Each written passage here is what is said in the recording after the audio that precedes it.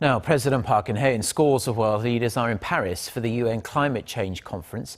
This year, the leaders are working on launching a new global climate system. Our presidential office correspondent Hwang Sung reports. President Park called for collective international efforts for a new deal on tackling climate change. Addressing some 140 heads of state at the opening session of the UN Climate Change Conference in Paris on Monday, President Park reiterated South Korea's goal to slash greenhouse gas emissions by 37% by 2030.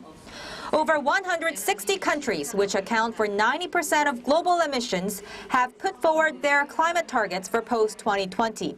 President Park said Seoul will reach its goal by fostering a new energy industry.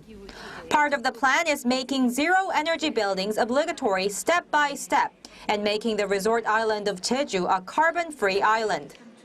This means Jeju Island will only run on renewable energy and there will only be electric cars on its roads.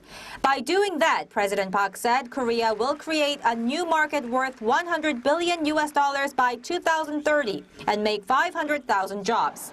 As an end product of this year's global climate talks, world leaders are aiming to achieve a successor treaty to the 1997 Kyoto Protocol, which expires in 2020.